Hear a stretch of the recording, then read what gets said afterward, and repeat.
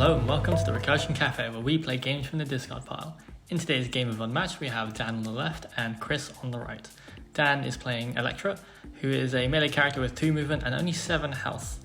She has 4 hands, much like the Pokemon matchup, and they are all ninjas with 1 health. When she would be defeated for the first time, she comes back stronger than ever. On the right, Chris is piloting the Raptors, 3 separate heroes with 3 movement and 7 health each also, so not a lot of health knocking about, but I suppose it does add up to 21 with 3 of them. And all 3 of them must be defeated for Dan to win. And when the Raptors are hunting together and next to the opponent, then they get extra bonus value on their attacks because they like distracting and kind of cornering their prey. They tend to play quite aggressively, whereas Elektra can play either way, to be honest. And Dan starts first action of the game with a Mesmerize. So we'll peek at the hand of Chris, and it shows 4 attack cards and 1 decoy, but will not trigger the red hand text because she has not been defeated yet. I saw this and I was fascinated by this play, but it makes a lot of sense, especially with the Raptors who have very few defenses in deck, to see what Chris is playing with. And so Elektra will boost in and straight away attack with a +2. And it's a 5 value ninjutsu into the only defense card in Chris's hand, which is the decoy. Chris is able to move one of his Raptors to flank the attacking ninja, but Dan is able to teleport away with the power of ninjutsu and just goes back to formation, creating a wall in front of Elektra. I always like the little formations that come out of characters that have loads of sidekicks. It feels very thematic. So there we have a Velociraptor somehow using a first aid kit and healing 2 health back and drawing a card. Dan will follow up with the second Mesmerize to check out the hand again, and there's a whole bunch more attack cards and still 1 decoy, which speaks to how the Raptors deck is built pretty much. It is kind of like that. I think they only have like 10, 11 defense cards that can be played on defense. I might be wrong on that, don't correct me. So here we have another maneuver, and the ninjas are bunching up ready to pounce on the rat that we call Pogo. And here's an undefended ninjutsu for 3. Chris knew that it could only be a ninjutsu or the fist, and he was okay with taking the 3 damage there, so not so bad.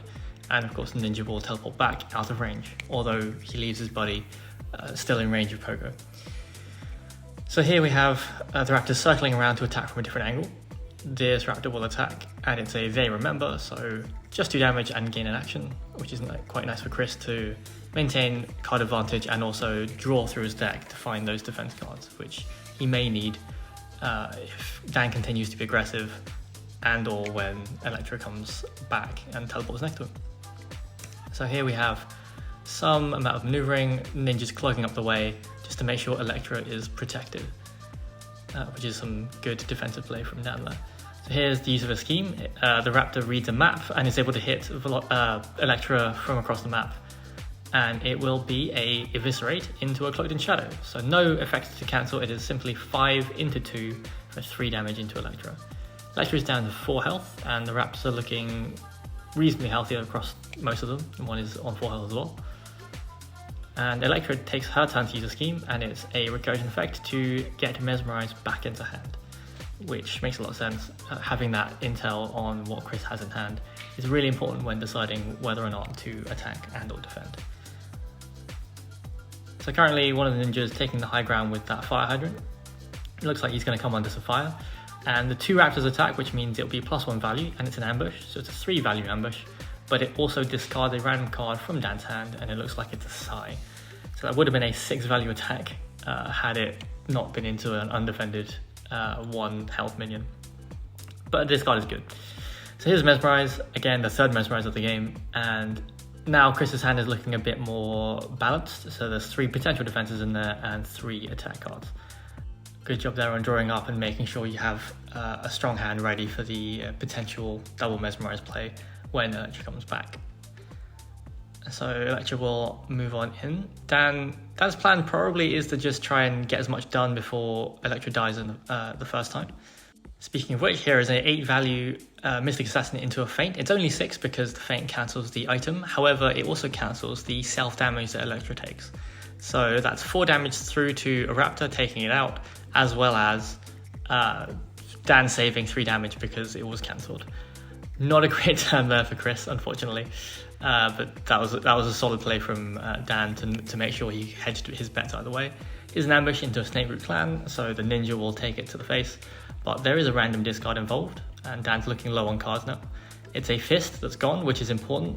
Dan may have been holding on to that for the resurrection turn, so getting out of hand is pretty nice.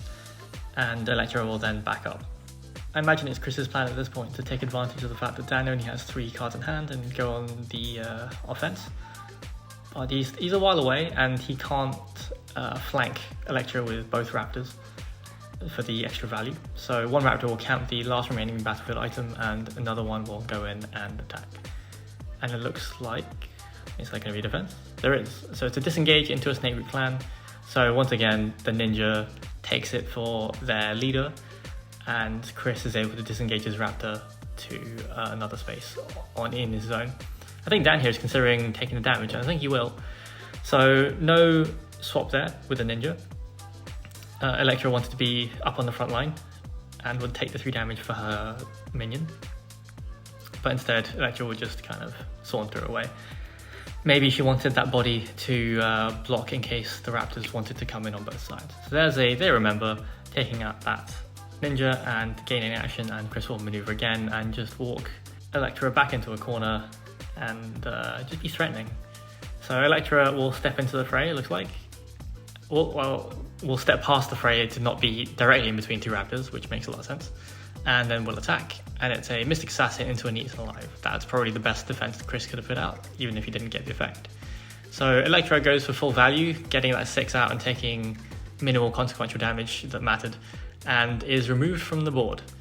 So now Chris will double maneuver and just prepare for what is to come, taking a spot right next to that battlefield item. Thinking about ninjas though, they're never really gone, are they? So here we have the ninjas return. They have to come back in different zones, so that has to be 5 different zones, including double zone spaces. So it can be quite difficult to concentrate where you want to. But here is an immediate attack. It's a whirlwind into an Eaten Alive. They both ping each other for 1 effect damage, but no combat damage goes through. If I remember correctly, Dan doesn't have that many cards in hand at this point. So he probably wanted to chuck 1 attack in and then step away. And of course he will flank Elektra with his ninjas so that she doesn't get swarmed. The Raptor scheme that moves through opposing fighters right now and gains an action would be very handy, because Chris could then try and come at Elektra from behind, but instead he will maneuver up and attack. There's a they remember, gaining action, eating a ninja. And there's another attack, and it's an ambush, discarding a card out of Dan's hand, keeping up that pressure even if Dan chooses not to defend. And there is a fist, which is a great pull. So at this point, I think Chris takes 1 additional action in the turn. He started by maneuvering, gained an action, attacked again, and then maneuvered again. But these things happen, especially if there's action gain. So it looks like the ninjas retreat and they block off access to Elektra, while the Raptors kind of slowly come in, 1 in the front, 1 in the side, very classic, very thematic to the movie. And again, camping that 1 battlefield item because it seems like a good advantage to have just in case Elektra comes up and hits with a 6. So here's a boost from Dan, and they will attempt to surround 1 Raptor, and here's a Mesmerize, which is a very dangerous card. So here we get to see Chris's hand. He's got a lot of cards in hand and a lot of defensive options and offensive options. He's got an Eviscerate in there, so that's great. I think Chris was planning for this in particular, keeping up hand advantage so that Dan wouldn't be able to completely wreck his hand and just walk in with undefended attacks. So it's quite the choice. I mean, you at home can figure out what you would have picked to discard out of Chris's hand. I think here's the choice between Eviscerate and Feint, and Dan chooses to Feint. Of course, it depends on what Dan has in hand as well and what his plan is at this point. He's still pretty healthy on 8 health out of 9 on the resurrected side, and it looks like he'll maneuver and just step back and of course put a ninja in the way. The ninja is still in range, so it will be attacked by that raptor. So they remember into ninjutsu. The ninja will actually survive and be able to step away. Chris will gain an action, so he'll still have 2 actions and could walk up to Elektra if she's left undefended, which she is. It's an interesting point there, like maybe he would have preferred for the ninja to stay in that space. It does say place your fighter in any space, not in any empty space. So I believe, according to my interpretation of the rules, that he could have stayed where he was. But it didn't really matter at this point. Dan chose to put him somewhere else. So here the ninjas walk up and surround that raptor again. and here's a Mystic Assassin into a decoy. So that Raptor does take 3 damage, but the trap is sprung, and now a Raptor gets to appear next to Elektra, pinning her in. It also means that the next attack will be +1 value because there is another Raptor next to Elektra. There's a 3 value feint into a 4 value Psy, no damage there. That's the first action. I imagine Chris is holding on to some of his action gain and will attack again. Here is a Clever Girl into another Psy. It's a 4 value, but again, doesn't punch through the defense, but there is an action gain there.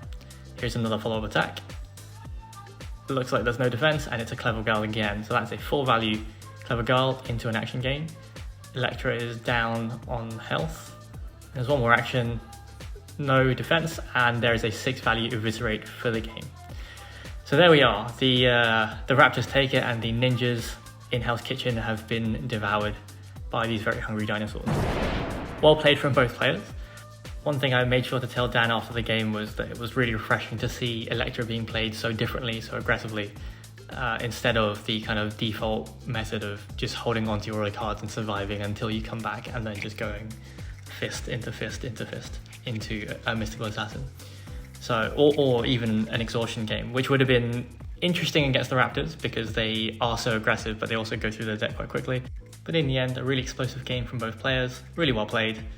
Thank you for watching. If you want to support the channel, please follow the link down in the description below. See you next time.